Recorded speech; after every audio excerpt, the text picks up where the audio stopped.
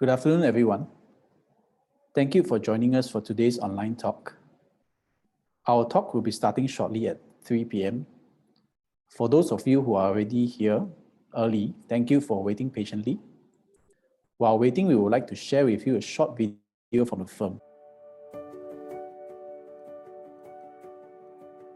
I founded the firm in September 1985 with the vision of seeking truth and justice for our clients and not just winning their cases. Over the years, the team has achieved many significant milestones. We are today recognized by the Legal 500, Asia Law Profiles, and Asian Legal Business as a recommended firm in various practice areas. While we have embraced technology to make our services efficient and responsive, we continue to grow on the bedrock of meticulous preparation and hard work, for which there is really no substitute. As legal practice becomes increasingly international, we keep ourselves ahead of the curve with our relationships with lawyers from around the world. Our firm is a founding member of the League of Lawyers, a growing international network of law firms in 20 Asian and European countries. We believe in partnering with our clients to protect and grow their business. We achieve this by holding firm to our values of integrity and justice, while giving our best to deliver effective and efficient solutions.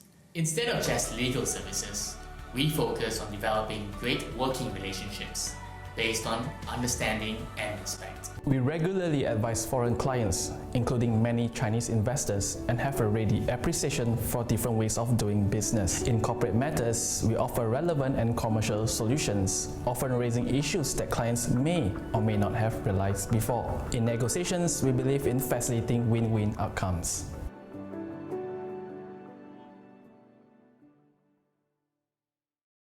Welcome, everybody. Thank you for joining us for today's online talk entitled Hiring Foreign Employees, Offences under the Anti-Trafficking in Persons and Anti-Smuggling of Migrants Act 2007 and the recent amendments. My name is Wong Chi En. I am an associate with Mao & Kwai & Associates, and I will be your moderator and also one of the co-speakers for today's session. Before we start today's talk, let me introduce the firm and what we do. Mao & Kwai & Associates is a mid-sized law firm that was founded in 1985 by Datuk Mao & Kwai. Our able team today comprises 28 lawyers and support team of 35. Datuk Ma is today a consultant with the firm following his retirement from the Court of Appeal bench in 2015. The firm continues its tradition today of working primarily with SMEs, family businesses, and individuals. We are a full-service law firm with a corporate department, a dispute resolution department, which includes litigation, adjudication, and arbitration, a dedicated employment or industrial relations team, and a department focused on servicing the needs of individuals and families. We have various practice groups indicating some of our focus areas, which are supported by talents from both our corporate and dispute resolution teams. Today's talk is part of our MWKA online talk series. By way of background, we have been organizing monthly lunch talks at our office since 2013, some of which were also broadcasted live. Since the implementation of MCO due to the COVID-19 pandemic, we have moved our talks online in order to continue with our objective of sharing knowledge, raising awareness, and encouraging networking for clients, potential clients, and also in-house counsel. We just had one talk last month, 22nd of February, on friendly loans, and we will have another one next week titled, How do you convene an annual general meeting for stratified developments in Malaysia? This is a very interesting one, especially for those who live in condominiums, so please do sign up for the talk. Now, before I continue, please be reminded that this talk does not constitute legal advice. In the event that you require specific legal advice to your matter, please contact us for a complimentary legal consultation. Details will be given at the end of the talk. Now, let me introduce our speakers today. So we have three speakers today. Our first speaker is Ms. Vivian Fan. Vivian is a senior associate in our dispute resolution department and individuals and families department. She holds a Bachelor of Laws from Cardiff University in the UK. She was also called to the English bar in July 2016 and was later admitted to the High Court of Malaya in 2017. Her areas of practice include criminal litigation, land acquisitions, general litigation, debt recovery, probate and administration of estates, contractual disputes, and tenancy disputes. Our next speaker is Kritika. She is an associate in our dispute resolutions department. She obtained first-class honors in Bachelors of Laws from University of Leeds, UK. She was called to the English bar in 2021 and was recently admitted to the High Court of Malaya in January 2023. Her areas of practice include strata management, family and citizenship matters, employment law, and criminal defense. Thank you, Chi-En, for introducing Vivian and myself. A very good afternoon to everyone present here. Thank you for taking the time out of your day for attending our talk. By way of introduction, Chi-En is also an associate in our dispute resolution department. He holds a Bachelor of Laws from the University of Leeds and was subsequently called to the English bar in 2018. Chi-En was then admitted to the High Court of Malaysia in 2020, and his current areas of practice include construction, criminal defense, medical and personal injury law, general litigation, debt recovery, and commercial litigation. The talk points for today's talk are as follows: definition of human trafficking and smuggling of migrants, common offences under the ATIPSOM Act and its penalties, and the latest amendments to the ATIPSOM Act. I will be covering the first talk point, whilst Chi-En will be handling the common offences under the ATIPSOM Act, and Vivian will be addressing the latest amendments to the ATIPSOM Act. The definition of human trafficking is defined under the ATIPSOM Act under Section 2, which is also known as the interpretation section of the Act.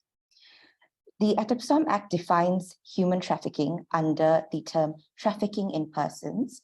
And as you can see, it includes all actions of recruiting, conveying, transferring, acquiring, etc., for the purposes of exploitation by the following means. And it includes, but isn't limited to, threat or use of other forms of coercion, abduction, fraud, deception, and the abuse of power. Now, this definition is important because it formed part of the 2022 amendments to the ATIPSOM Act. And as you can see on my screen now, it was previously defined under Section 2 of the ATIPSOM Act as all actions involved in acquiring or maintaining the labor of services of a person through coercion, and includes the following. If you compare it to the previous definition I showed you, that there have been significant changes.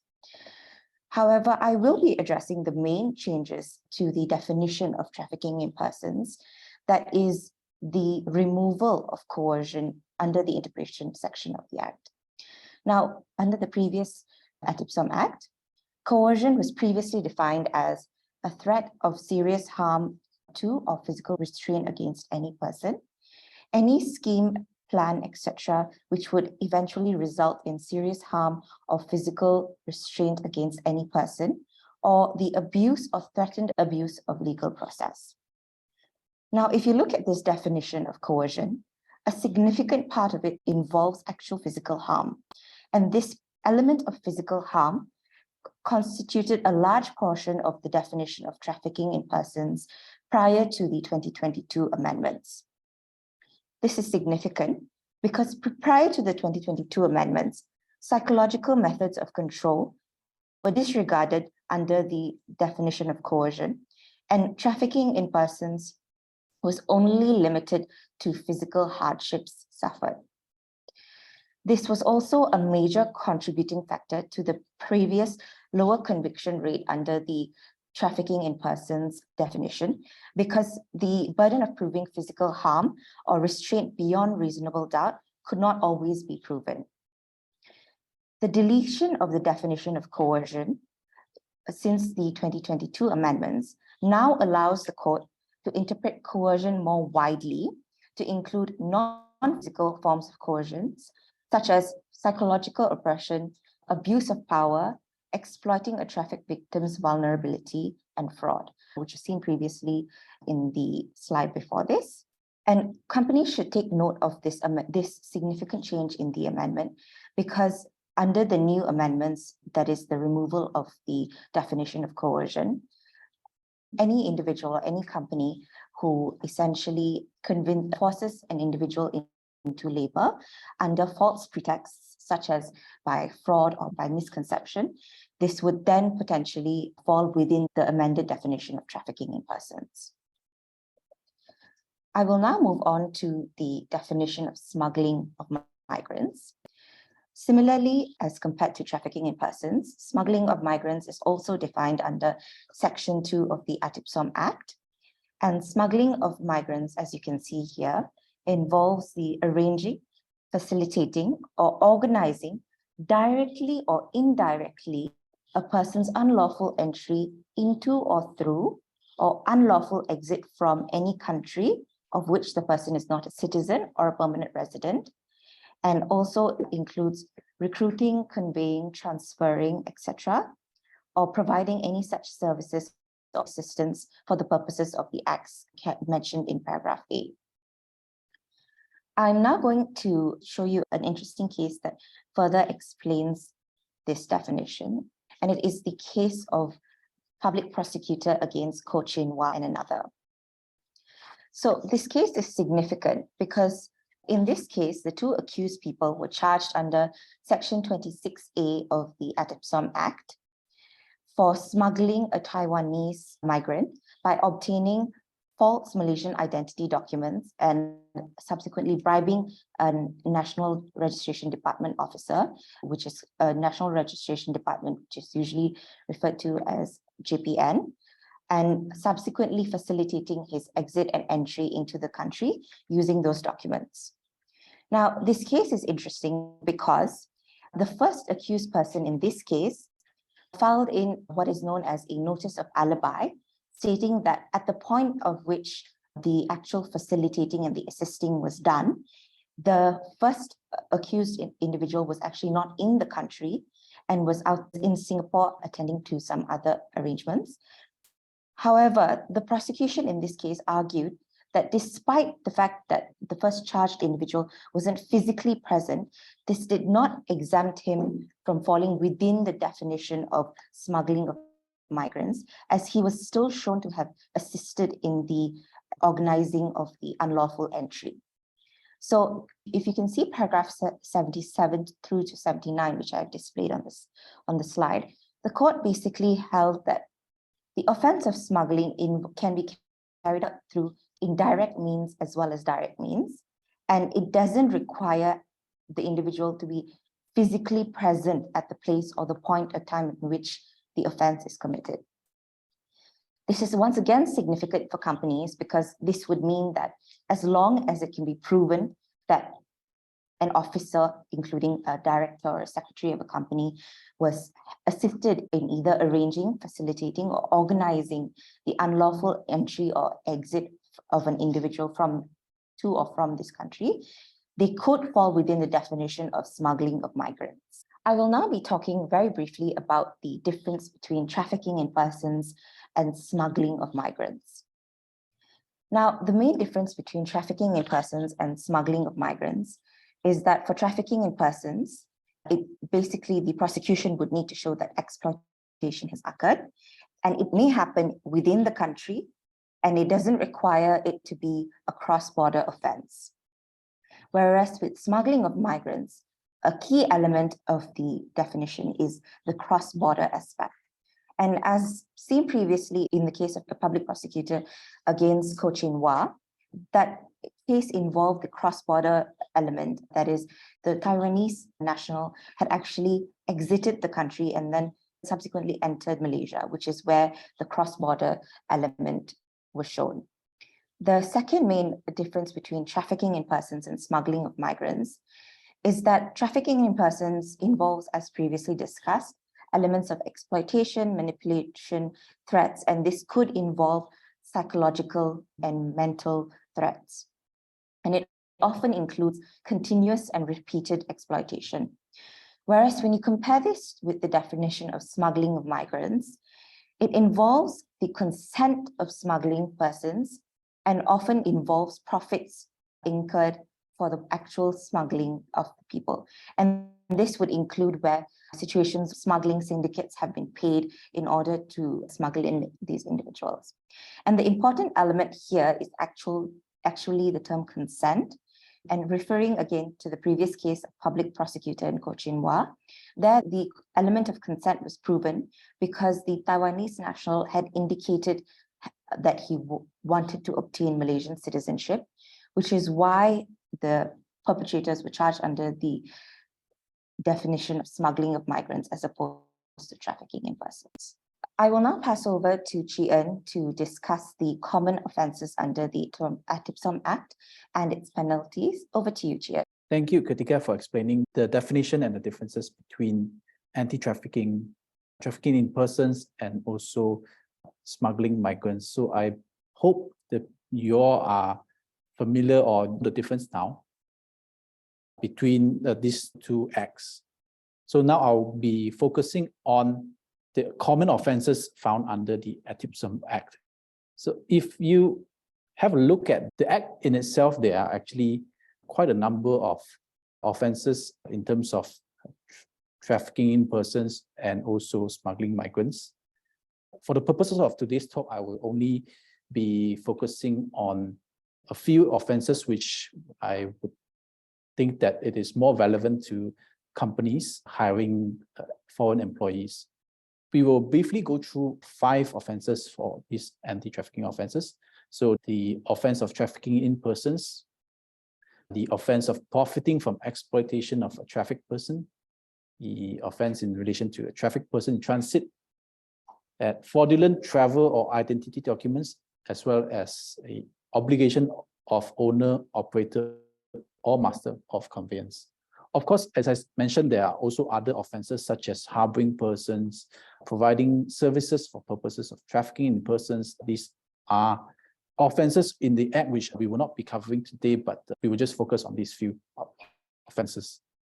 So the first one is the offence of trafficking in persons. So the wordings of the provision actually says that any person who traffics in persons, not being a child or not being a person who is unable to fully take care of or protect himself because of a physical or mental disability or condition, commits an offence.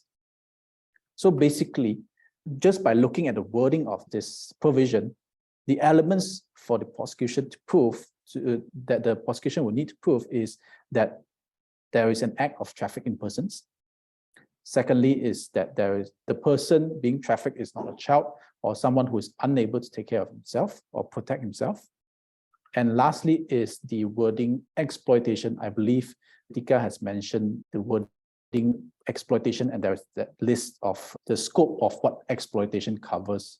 So if one is to be found guilty under this offense, the penalties that we're looking at is imprisonment for a term not exceeding 20 years and shall also be liable to a fine.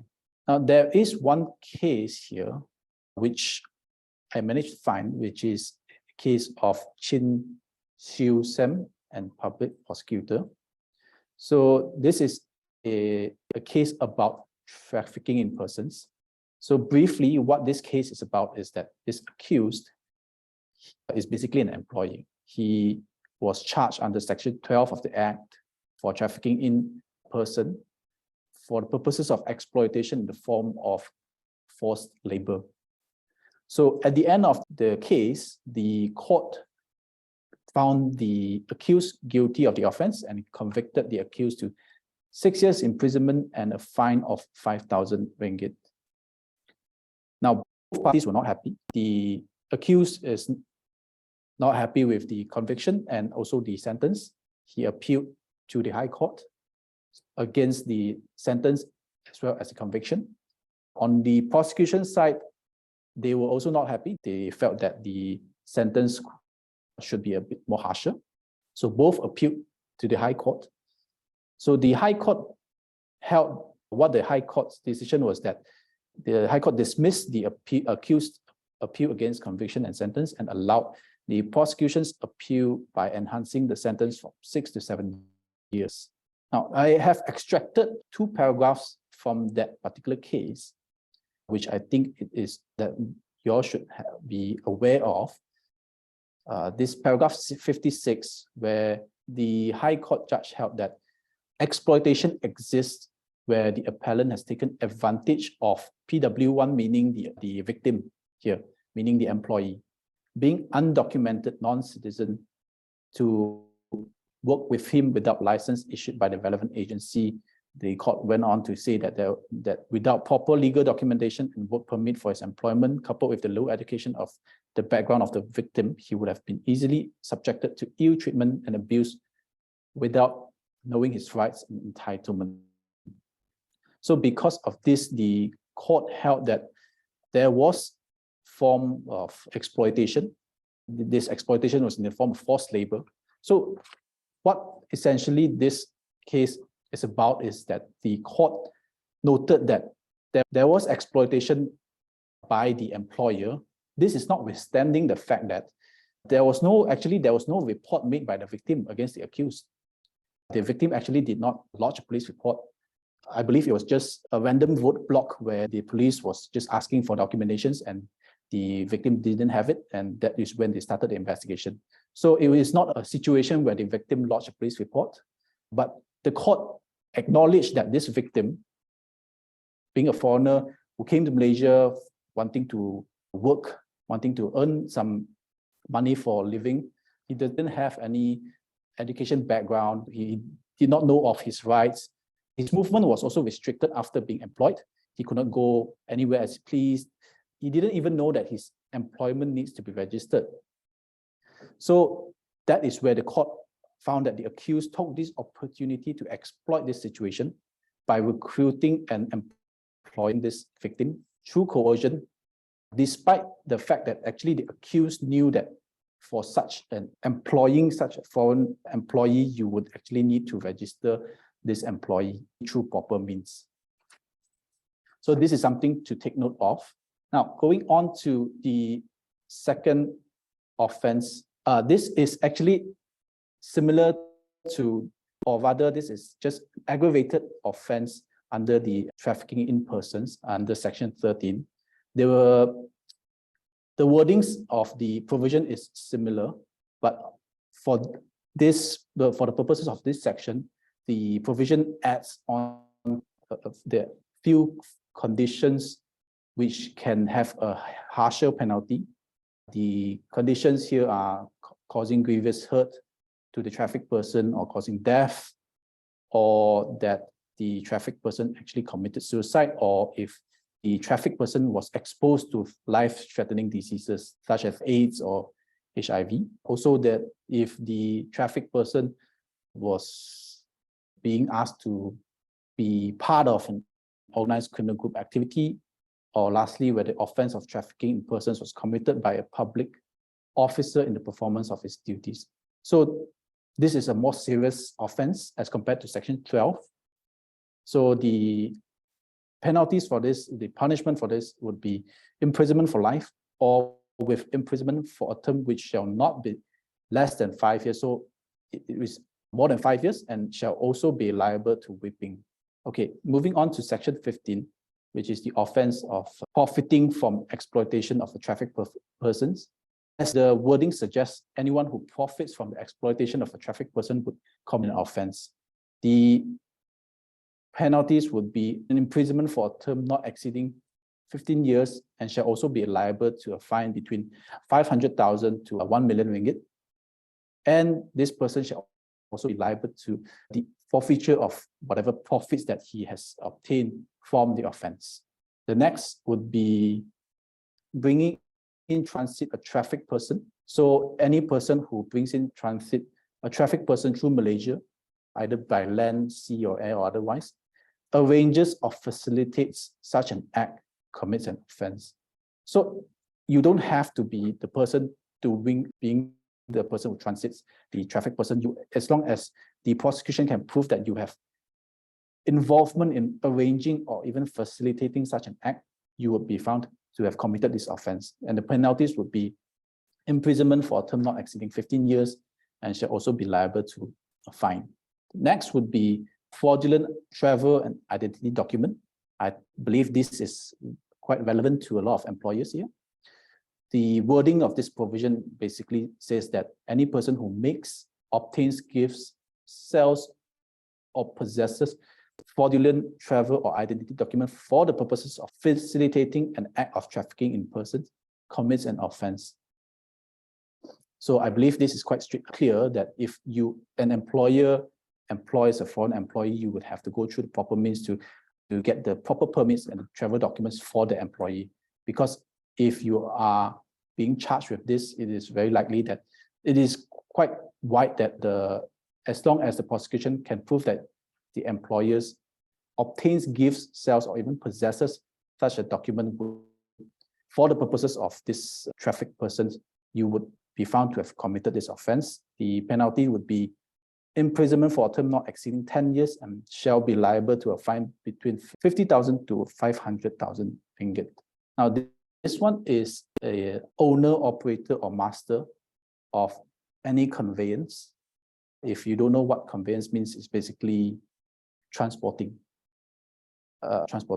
people, transporting goods. So any person being the owner, operator, or master of any conveyance that engages in transportation of goods or people for commercial gain, you have that obligation to ensure that every person traveling on board has in their possession the lawful travel documents for lawful entry of that person into the receiving country or transit country. If that person, say the employer or even the driver, knowingly he has that knowledge or has reasonable grounds that this conveyance is used for bringing in a person into a receiving country without that travel documents, that legal, lawful travel documents, this would amount to an offence. Now, the penalties would be fine not exceeding 250,000 ringgit or imprisonment not exceeding 5 years or both. Now, there is a subparagraph in that section where it says that it is, however, a defense if the owner, operator, or master can prove that he has reasonable grounds to believe that the person traveling on board possesses travel documents required for lawful entry into the country. Now, before I move on to this smuggling of migrant offences, I think I would just like to point out, it's not in the slides, but I just like to highlight this section under the Act, which is section 16 of the Act, where it says that consent of the trafficked person is irrelevant for all the sections that I've mentioned just now. So you cannot say that person has consented to being trafficked. This is not in itself a defense. So this is something to note, just to highlight this to everyone. Also, a movement or conveyance of trafficked person is also irrelevant. As long as the prosecution, as I said, as we have mentioned, as long as the prosecution can prove that there was an act of trafficking persons and there was an exploitation, that is sufficient to amount to an offence. Now, moving on to smuggling of migrant offences. The offences are actually, the wordings are actually quite similar to what I have mentioned just now, but I would still want to go through all this. The offence of smuggling of migrants here in section 26A, the offence in relation to smuggled migrant in transit, offence of profiting from the offence of smuggling, fraudulent or identity documents, as well as obligation of owner, operator, or master of conveyance. For this section 26A, it is similar to what has been stated in the trafficking persons. The only difference is that here it says that any person who carries out smuggling of migrants commits an offence and shall, on conviction, be punished with imprisonment for a term not exceeding 20 years and shall also be liable to fine or to both. Now, this is also an aggravated offence where if any of these following conditions apply, if the person intends that the smuggled migrant will be exploited after entry into the receiving country, or transit country, whether by the person himself or the other person, or the person subjects the smuggled migrant to cruel, inhuman, or degrading treatment, or the person's conduct gives rise to a risk of death or serious harm to smuggled migrant, or the offence was committed by a public officer in the performance of his public duties. The penalties under this section, if any of these conditions are applicable, the penalties will be harsher, as similar to what I mentioned just now for the trafficking offence. So the penalties would be imprisonment for life or imprisonment for a term not less than 5 years. And you'll also be liable to whipping. Section 26C, smuggled migrants in transit. Any person who brings in transit a smuggled migrant through Malaysia, similar, if you are involved in the arranging and facilitating such an act, you commit an offence. The penalty will be imprisonment for a term not exceeding 15 years and also shall be liable to a fine or to both. Section 26D, any person who profits from offence of smuggling of migrants commits an offence.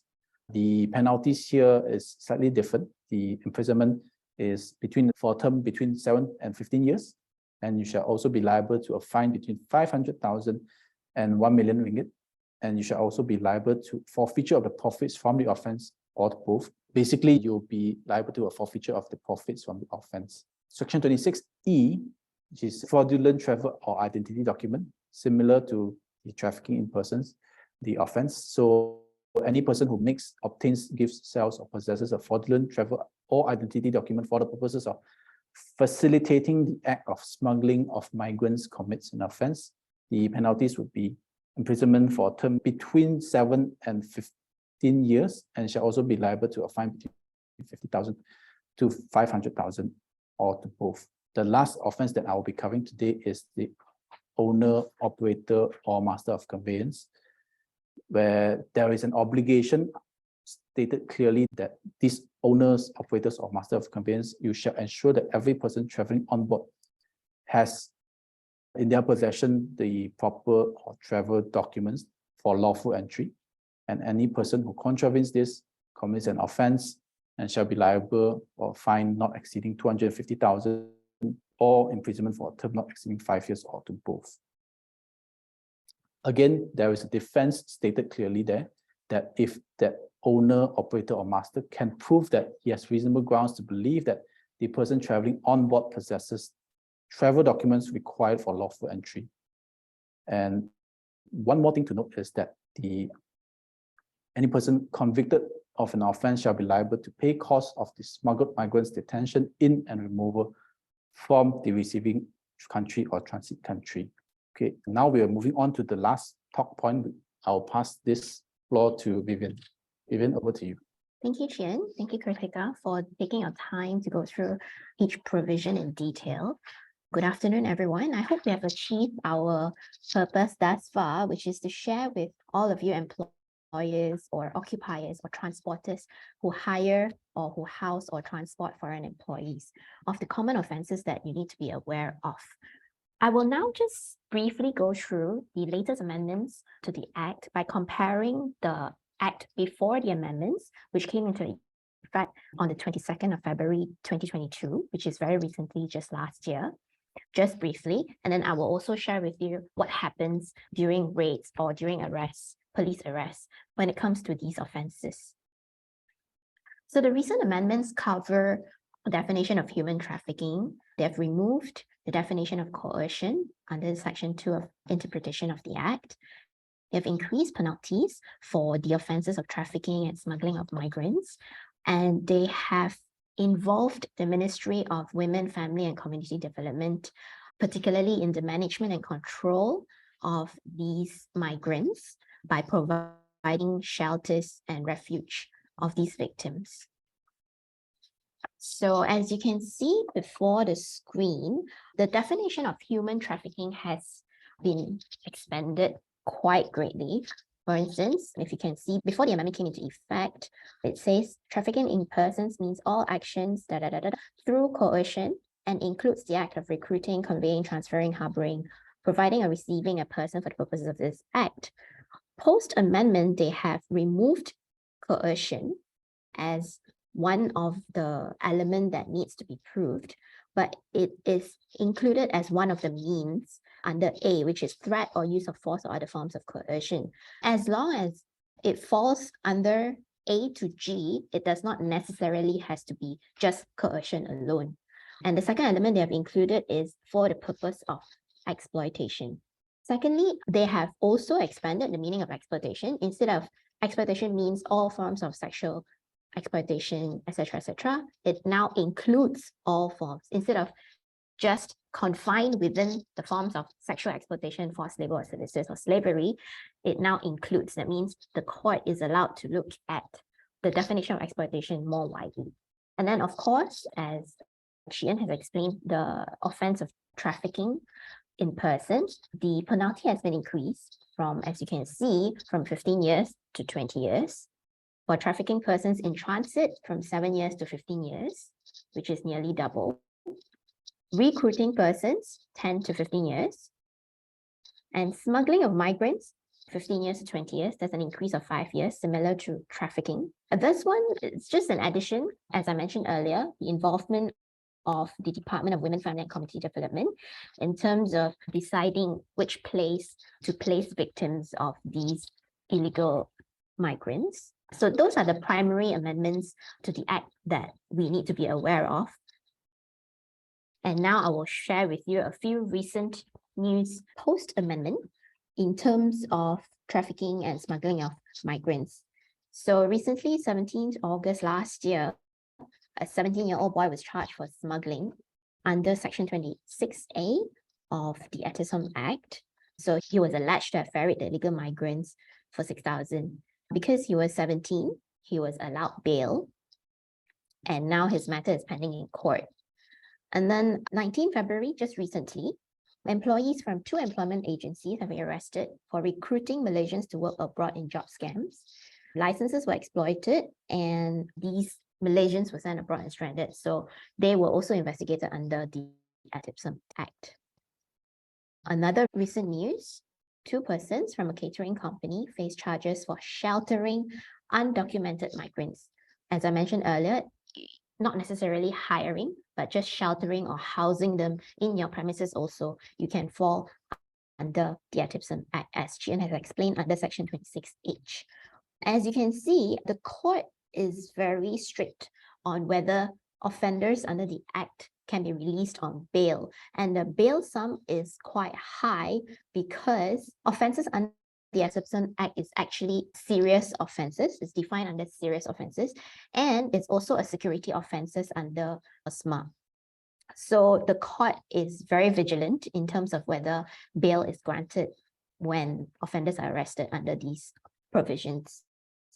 And as you can see, not just a high bail sum, they have to surrender their passports and report to the nearest police station.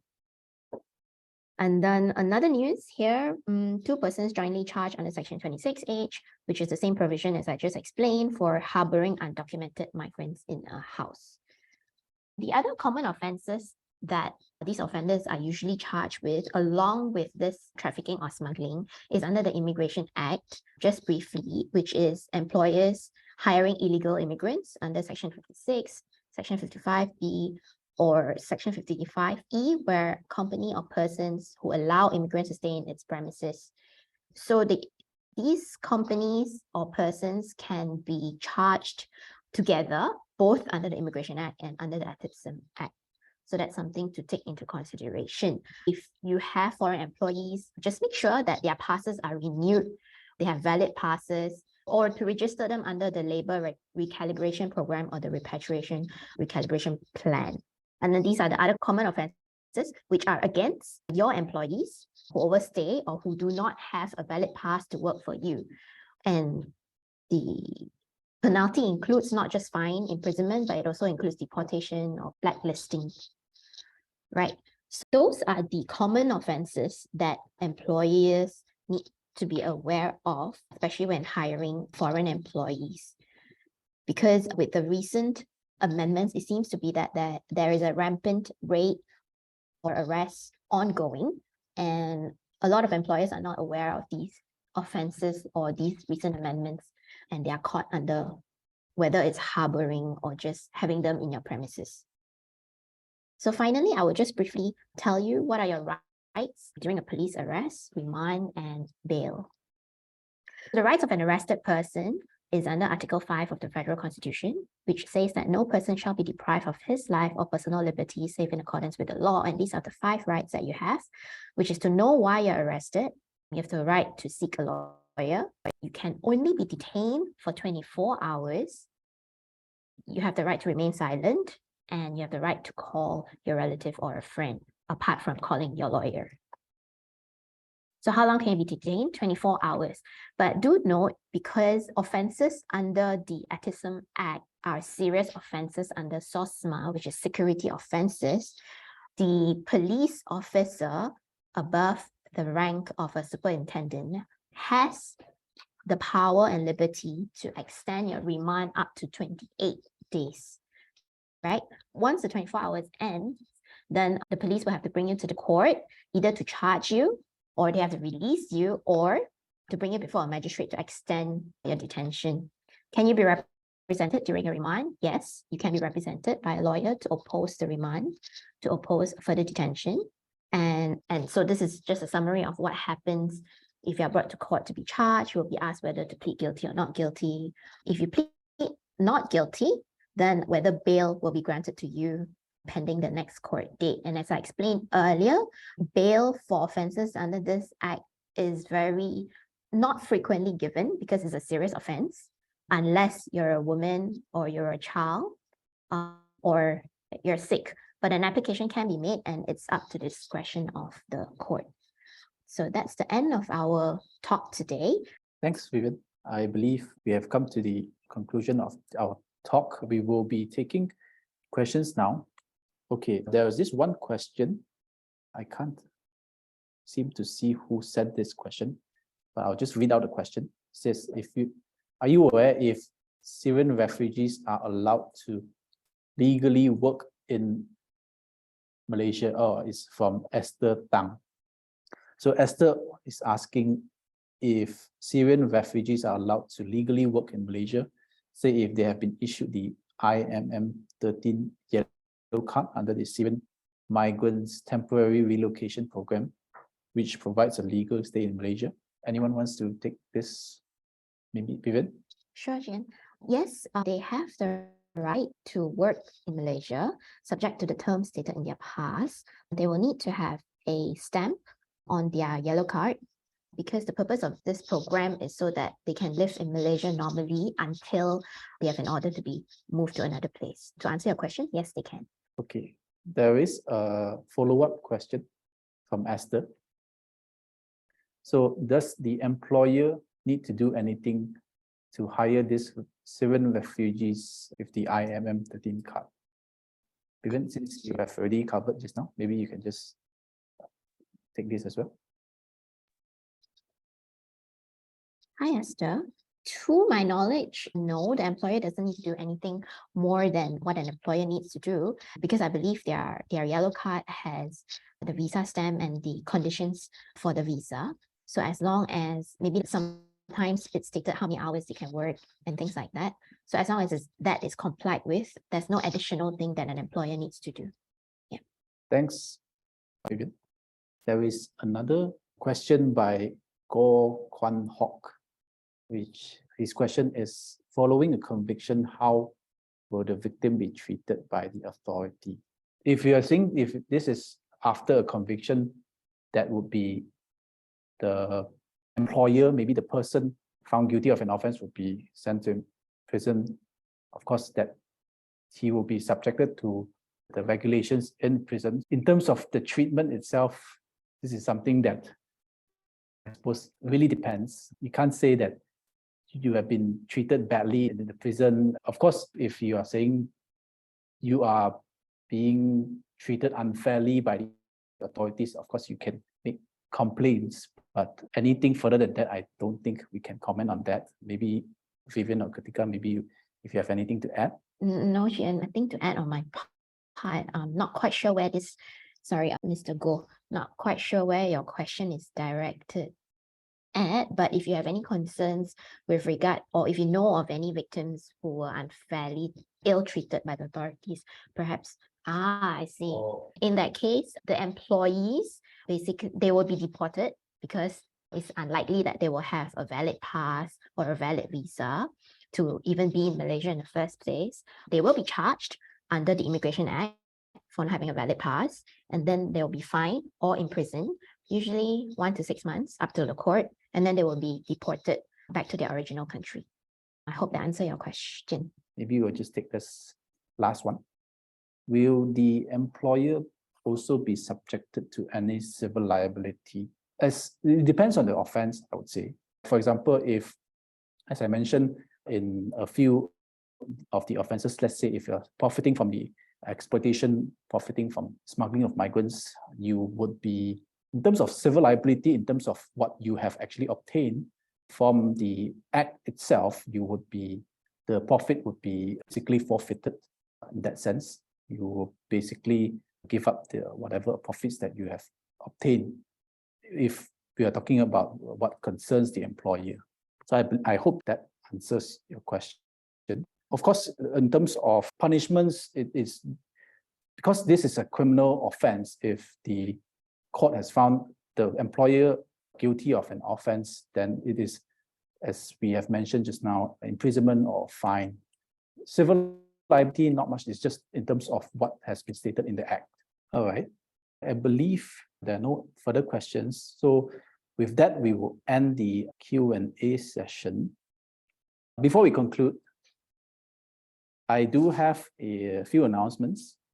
Again, as I mentioned earlier in the introduction of our talk, we do have another talk coming up next week on the 22nd of March. The title is How Do You Convene an AGM for Stratified Developments in Malaysia? Our speakers would be Daphne and Carmen. You can scan the QR code on the screen to sign up for the online talk. Maybe I'll just leave this screen up for a few seconds. And I believe we have also copy and pasted the link on the chat box for you to click on. Now, secondly, please fill in our feedback form and tell us what you thought about our talk. The link to the form will be posted in the chat as well. Thirdly, do follow our social media accounts. As you can see here, we have YouTube to view our past online talks, Twitter, Instagram, LinkedIn, as well as Facebook. If you would like to speak with our lawyers, we offer a complimentary 30-minute consultation over the telephone or over video conference. Please fill in the form on our website. The link is also posted in the chat box, or you can also scan the QR code on the screen. And finally, to our guests, thank you for joining us. We hope you found today's session informative and useful. Thank you, everybody, and we hope to see you in our next talk.